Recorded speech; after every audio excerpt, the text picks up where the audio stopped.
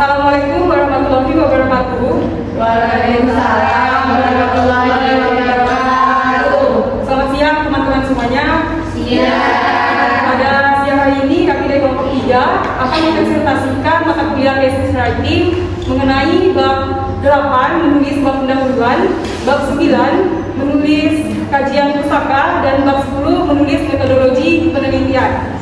Nah, dalam sesi kali ini akan dibagi menjadi 4 sesi. Sesi yang pertama yaitu sesi pengisian pretest, sesi kedua sesi pemaparan materi, sesi ketiga sesi pengisian post-test, dan sesi yang keempat sesi tanya jawab.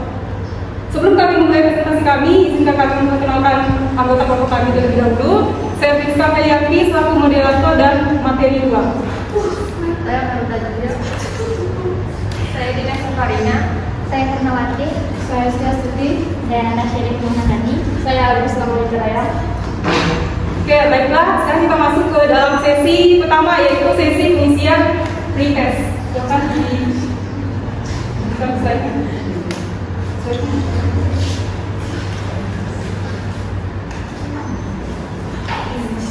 Oke, baiklah teman-teman, kami akan memberikan waktu kurang lebih 3 menit untuk mengisi pretest dari materi yang akan kami berikan. Baiklah, selanjutnya kita akan ke sesi pemaparan materi yang pertama mengenai bab 8 yaitu menulis bab pendahuluan yang akan dijelaskan oleh Natasha. Kepada Natasha kami silakan. Baiklah, terima kasih moderator. Bab 8 menulis pendahuluan. Bab ini akan membahas satu asumsi yang sering muncul di kalangan mahasiswa maupun dosen pembimbing mengenai kapan sih sebaiknya menulis pendahuluan. Pertama, menentukan garis besar tesis secara keseluruhan. Maksud dari pendahuluan itu sendiri merupakan konteks signifikasi pertanyaan serta isu yang dikaji dalam penelitian harus dinyatakan dengan jelas dengan cara yang informatif sehingga dapat dengan mudah dibaca dan secara garis besar apa yang telah menjadi inspirasi dan keinginan untuk melakukan penelitian, contohnya seperti peraturan pemerintah, perubahan industri, usaha untuk menemukan pengetahuan baru, dan perubahan kebijakan dan evaluasi. Dua, adapun menurut para ahli pendahuluan dapat berfungsi sebagai L-Majus, Sigford Smith 2002, atau The Window of the Thesis for Hamilton 2003, dan merupakan kesempatan pertama bagi penulis untuk membimbing pembaca memberikan ide yang jelas dari apa yang ditulis dalam menemukan pendahuluan. Baik, itu saja penjelasan dari saya. Selanjutnya akan dilanjutkan oleh Priska Kayati. Terima kasih. Oke, baiklah. Terima kasih Natasha atas penjelasannya. Selanjutnya saya akan menjelaskan lanjutan mengenai bab 8 yaitu menulis bab pendahuluan. Nah, seperti yang sudah dijelaskan oleh Natasha tadi bahwa pendahuluan merupakan bagian yang sangat penting pada saat kita menulis tesis maupun disertasi. Pendahuluan juga memiliki beberapa elemen penting di dalamnya. Yang pertama, menjelaskan secara keseluruhan mengenai kajian yang ingin kita teliti. Yang kedua, menentukan tempat atau posisi penelitian. Dan yang ketiga, menempati tempat atau posisi penelitian. Nah, yang pertama, ketika kita menjelaskan secara keseluruhan mengenai kajian yang kita teliti, di situ kita sekaligus menjelaskan bahwa penelitian yang kita kaji itu bersifat penting, menarik, dan relevan untuk dikaji. Kemudian kita juga menjelaskan latar belakang mengapa kita memilih topik tersebut untuk dikaji. Kemudian bisa kita menjelaskan secara keseluruhan ini mengenai latar belakang yang kita kaji, kita juga sekaligus menelaah hasil karya penelitian sebelumnya dalam bidang yang dikaji dapat dibuktikan dengan karya studi literatur, fakta atau pengumuman dari penelitian sebelumnya. Yang kedua yaitu menentukan tempat atau posisi penelitian. Nah, dalam menentukan tempat atau posisi penelitian ini juga sangat penting teman-teman. Mengapa sangat penting? Karena hal ini untuk menyatakan bahwa penelitian yang kita lakukan itu bersifat nyata, tidak direkayasa. Dan dalam menentukan tempat juga kita tidak bisa sembarangan. Contohnya, ketika kita ingin meneliti tingkat kemampuan menulis siswa, tentunya kita akan memilih tempat penelitian itu seperti di sekolah atau di tempat khusus pada umumnya. Kemudian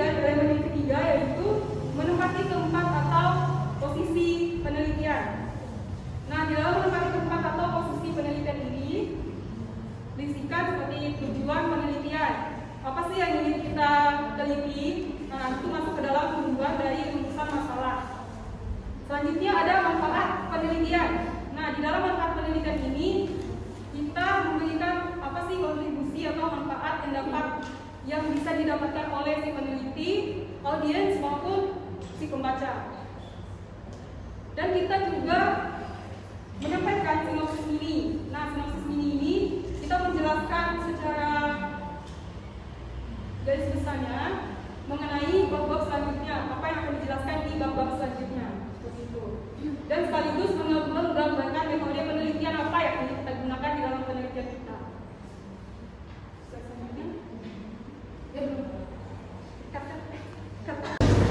Lalu yang selanjutnya, setelah kita mengetahui apa sih bab pendahuluan itu, fungsinya ada dari elemen penting yang ada di dalam bab pendahuluan. Selanjutnya kita akan mengetahui kapan sebaiknya menulis bab pendahuluan. Nah, teman-teman di sini pasti sudah pernah menulis atau mengerjakan makalah, ya? Ya. Nah, pasti pernah membuat pendahuluan. Biasanya kalau membuat kajian pendahuluan itu di awal atau di akhir? Di awal. Alasannya kenapa? Karena pendahuluan. Ya, pendahuluan. Kalau Devi, biasanya berarti di awal atau di akhir? Di awal. Di awal. Oke. Semuanya menjawab di awal ya. Ya, jadi benar. Kalau menurut dengan mengikuti saran para penulis mengenai manfaat tesis dan rumusan tesis dan disertasi yang dilakukan sejak awal proses penelitian, bab pendahuluan itu sebaiknya dikerjakan atau dibuat di awal penelitian. Kemudian setelah penelitian sudah selesai kita lakukan, kita bisa merevisi kembali atau mengubah pendahuluan yang telah kita buat sesuai dengan temuan-temuan yang ada. Seperti itu. Selanjutnya. Oke, selanjutnya kita akan ke bab 9, yaitu mengenai menulis bab kajian pustaka. Pada bagian ini akan dijelaskan oleh Saudara Melda. Saudara Melda, kami silakan.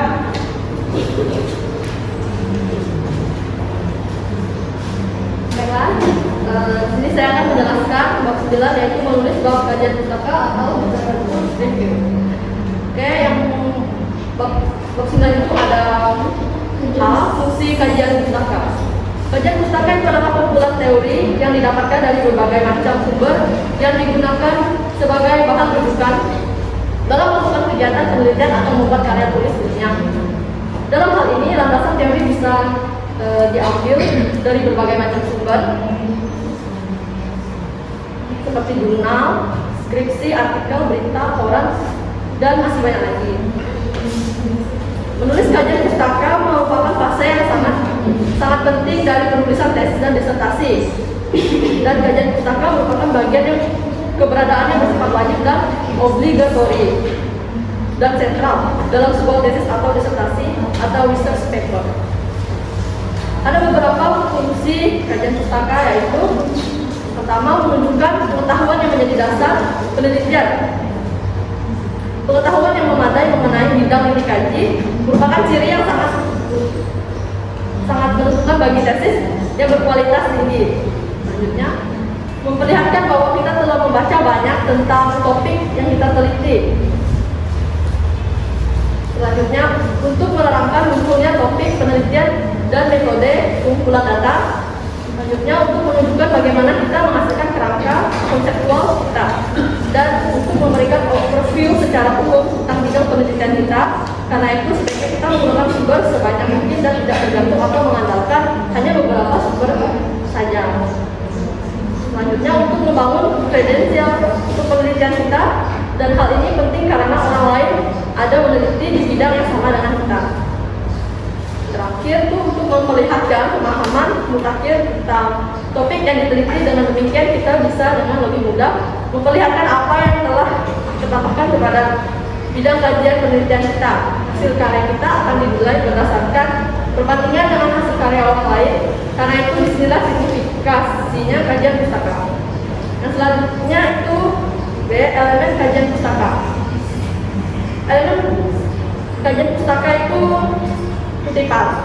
Berkaitan dengan kutipan yang merupakan referensi eksplisit terhadap pustaka sebelumnya. Mengumpulkan bahwa kutipan merupakan indikasi substansial dari ketergantungan teks terhadap pengetahuan kontekstual, sehingga merupakan hal yang sangat vital dalam konstruksi kolaboratif pengetahuan baru antara penulis dan pembaca. Pentingnya kesimpan dalam tulisan akademik menurut Helen 2002 dapat dilihat dari perannya yang semakin penting dalam cara yang dipakai penulis yang berusaha untuk menyusun fakta melalui praktek komunikasinya. Baik, bisa ada di sini. Terima kasih dari saya. Selanjutnya saya serahkan ke kamu. Terima kasih. Oke, terima kasih penjelasannya. Selanjutnya penjelasan lanjutan mengenai penulis bab kajian pustaka kami jelaskan oleh Organisasi Monika Dayang. Kami silakan. Baiklah, saya akan memasuki poin C. Di sini proses menulis kajian pustaka. Yang pertama kita harus mencatat. Di sini kegiatan ini dilakukan setelah kita membaca sebuah sumber informasi yang harus dimasukkan tidak hanya pendapat atau isi saja, tapi juga penulis, tahun, halaman, penerbit dan kota diterbitkannya sumber tersebut. Yang kedua, meringkas.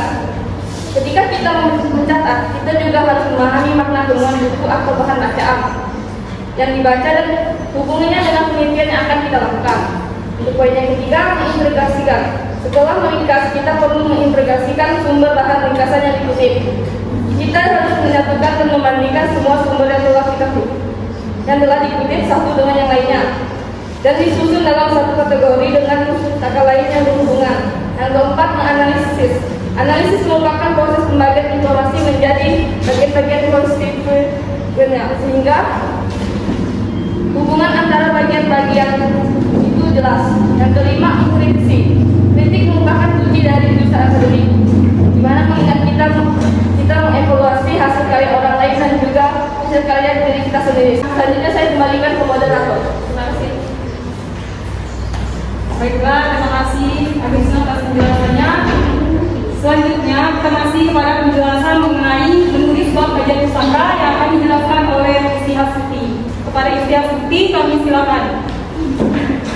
Terima kasih moderator. Di sini saya akan menjelaskan 3 poin penting. Yang pertama yaitu kapan sebaiknya menulis kajian pustaka, apa yang perlu diperhatikan dalam menulis kajian pustaka, serta masalah atau permasalahan dalam menulis kajian pustaka. Jadi poin pertama itu kapan sebaiknya menulis kajian pustaka. Kajian pustaka adalah bagian dari tesis atau disertasi yang harus ditulis sebelum kita melakukan pengambilan data atau melakukan penelitian. Jadi penulisan kajian pustaka ini sebaiknya dilakukan sejalan dengan proses penelitian. Lanjut ke poin kedua yaitu hal-hal yang perlu diperhatikan dalam penulisan kajian pustaka. Yang pertama itu adalah perhatikan cara penulisan referensi, terutama nama dan tahun terbit. Dan ada 3 cara untuk yang dipakai dalam kajian pustaka yaitu central reporting, non-central reporting, dan non-reporting. Selanjutnya dalam menulis kajian pustaka, penulis tesis atau disertasi sebaiknya menggunakan konsep pencil sharpening, yaitu general background dan hasil karya teoritis yang standar dan sebaiknya dikonsentrasikan pada halaman awal. Kemudian poin ketiga yaitu masalah atau kegagalan dalam menulis kajian pustaka. Nah, masalah yang paling besar atau kegagalan yang paling besar yang sering terjadi pada mahasiswa yaitu mahasiswa ini seringkali tidak sadar bahwa menulis kajian pustaka tidak bisa satu kali. Kemudian disisipkan atau disimpan sementara kita menyelesaikan tesis dan disertasi.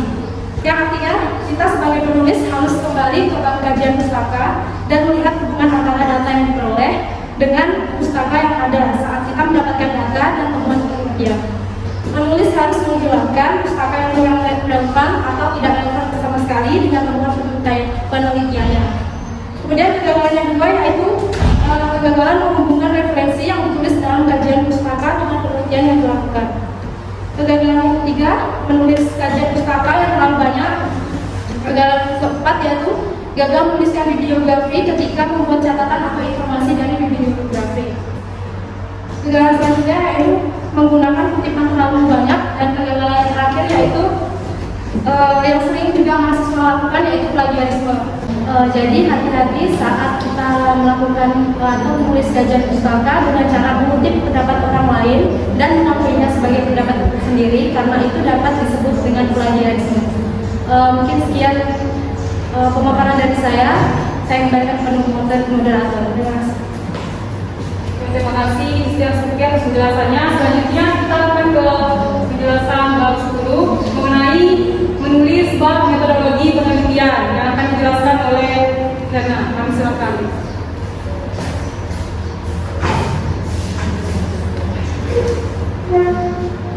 Oke, terima kasih. Di sini saya akan menjelaskan tentang fungsi bab metodologi penelitian. Bab metodologi merupakan bagian sentral untuk mendemonstrasikan kualitas penelitian yang diidentifikasi dengan sumber data sekunder mengenai penelitian yang dipakai dalam penelitian lain sebelumnya. Pertama, mengatasi berbagai keterbatasan yang ada. Mengatasi berbagai keterbatasan yang ada 4 yang mengatasi keterbatasan yang ada. Yang pertama, berpikir maju menjadi lebih baik dengan melakukan kegiatan positif. Yang kedua, mengikuti kegiatan suatu kelompok atau organisasi yang bisa mengasah kemampuan diri. Yang keempat, hilang rasa pesimis dan tidak percaya diri. Yang keempat, berusaha menjadi pribadi yang bersikap baik harinya untuk menghilangkan keterbatasan itu. Kesimpulan dapat dipercaya. Sebuah usaha untuk menarik kesimpulan yang dapat dipercaya kebenarannya yang dilakukan dengan sadar dan teliti menurut prosedur ilmiah tertentu dinamakan penelitian. Hal tersebut adalah salah satu pengertian dari penelitian. Pengertian lain dan penelitian adalah aktivitas ilmiah yang menggunakan metode ilmiah logis dan sistematis untuk menguji satu atau beberapa hipotesis terhadap satu atau beberapa masalah dalam dunia empiris melalui pengumpulan data.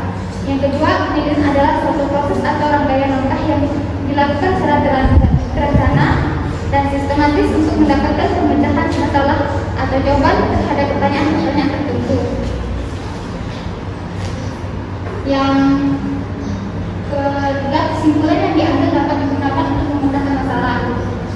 Ada 4 kesimpulan dapat memecahkan masalah. Yang pertama, definisikan masalah yang ada. Yang kedua, mencari solusi alternatif. Yang ketiga, evaluasi dan pilih solusi alternatif yang ada. Yang keempat, coba untuk tetapkan dan tindak lanjuti solusi. Yang pertama, kita perlu berfokus pada apa yang menjadi masalah intinya dan mencari tahu segala secara rinci. Yang kedua, setelah mengidentifikasi permasalahan yang ada secara detail, maka sekarang waktunya untuk membuat beberapa pilihan yang bisa kita pilih untuk mencari solusi alternatif yang efektif. Yang ketiga, mengevaluasi setiap solusi alternatif yang ada, lalu memilih secara bijak dengan mempertimbangkan segala kebaikan dan keburukan yang akan dihasilkan di masa depan. Yang keempat, ini saatnya kita menerapkan solusi yang sudah terpilih untuk memecahkan masalah yang ada. Akan tetapi bukan berarti menerapkan solusi telah menandakan bahwa permasalahan dapat selesai begitu saja. Perlu ada tindak lanjut atau follow up yang dilakukan oleh orang-orang terlibat agar mereka bisa meninjau bersama apakah permasalahan yang ada sudah benar-benar diselesaikan atau belum. Sekian dari saya, terima kasih. Baiklah, terima kasih Dana atas penjelasannya. Sekarang kita ke penjelasan selanjutnya masih mengenai menulis bab metodologi penelitian yang akan dijelaskan oleh Dina. Kepada Dina kami silakan.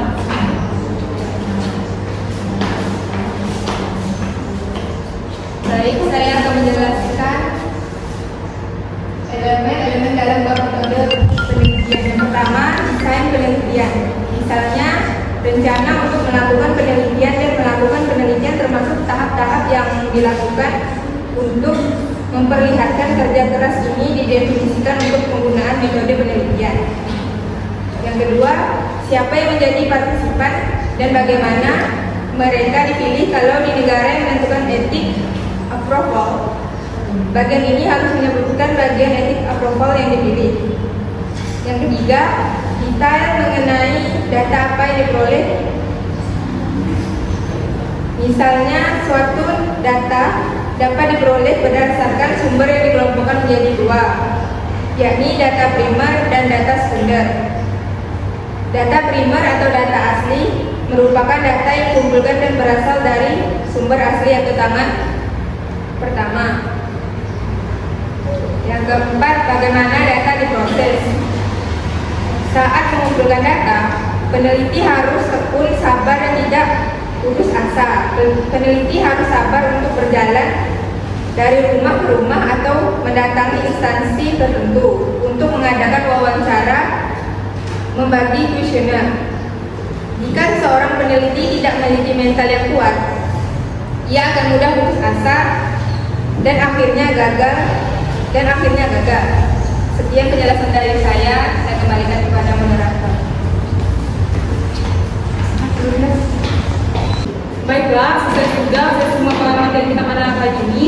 Selanjutnya kita akan ke sesi yang ketiga, yaitu sesi tanya jawab. Para teman-teman, apabila ada yang kurang pahami, silakan bertanya. Oke, saya Maida Aji dari kelompok 1. Saya akan menanyakan tentang materi Agrisna. Kan di materi Agrisna itu dijelaskan tentang proses menulis kajian pustaka. Salah satunya itu mengintegrasikan bagaimana bentuk dari mengintegrasikan tersebut. Nah, dari situ tuh apa bentuk dari mengintegrasikan tersebut? Ya, selanjutnya silakan Hanis. Perkenalkan, saya Hanis Murati dari kelompok 2. Di sini saya akan menanyakan pada bab 9 poin-poin apa saja yang harus ataupun wajib gitu ya dicantumkan dalam penulisan kajian pustaka. Cukup sekian, terima kasih. Baik, nama saya Yunus Kemila, perwakilan dari kelompok 4, ingin bertanya yaitu pertanyaan untuk tesis selatan, bagaimana cara menemukan tempat penelitian yang baik. Atas perhatian diucapkan terima kasih. Assalamualaikum, aku menjawab pertanyaan dari Pak Faiza Adi. Pertanyaannya itu, apa bentuk dari mengintegrasikan tersebut? Nah, mengintegrasikan itu sendiri merupakan menyatukan atau menggabungkan juga membandingkan, di mana kita harus menyatukan semua sumber yang telah dikutip satu dengan yang lain yang disusun dalam satu kategori dengan pustaka lain yang berhubungan. Terima kasih. Apakah bisa dimengerti? Terima kasih. Baiklah, saya Rizka Maryanti dan akan menjawab pertanyaan dari kelompok 4. Nah, bagaimana pertanyaannya adalah bagaimana cara menentukan tempat penelitian yang baik dan benar. Nah, seperti yang telah saya jelaskan tadi, bahwa ketika kita ingin memilih tempat untuk penelitian itu tidak bisa sembarangan. Kita harus bisa memilih tempat yang berhubungan dengan masalah yang ingin kita teliti. Contohnya, misalkan kita ingin meneliti tingkat kemampuan siswa dalam menulis. Nah, di situ kan sudah dikatakan bahwa siswa, berarti berhubungan dengan sekolah. Nah, jadi tempat yang kita pilih itu seperti di sekolah atau di tempat-tempat khusus pada umumnya. Dan juga ketika memilih tempat, kita memilih tempat itu yang gampang untuk dijangkau, yang tidak jauh dan gampang untuk diakses. Ya, seperti itu. Apakah bisa dipahami kelompok 4? Jawabannya bagus dan tetap semangat. Ya, terima kasih. Baiklah, saya akan menjawab pertanyaan dari Hanis. Pertanyaannya itu, apa poin-poin penting yang perlu diperhatikan dalam menulis kajian pustaka? Baiklah, poin-poin penting yang perlu diperhatikan dalam menulis kajian pustaka yaitu pertama, cara central reporting, kedua, non-central reporting, ketiga, non-reporting. Dalam menulis kajian pustaka, menulis tesis disertasi sebaiknya menggunakan konsep final summary, yaitu general background dan hasil karya teoritis yang standar, dan sebaiknya dikonsentrasikan di halaman awal. Apakah dapat diterima, Hanis? Terima kasih. Selanjutnya kita akan sesi yang terakhir, yaitu sesi pengisian post-test. Kami akan memberikan waktu 3 menit untuk teman-teman mengisi post-test dari materi yang telah kami sampaikan. Baiklah, sekian presentasi dari kelompok kami. Semoga apa yang kami sampaikan ini dapat berguna dan bermanfaat bagi teman-teman semuanya, khususnya dalam penulisan tesis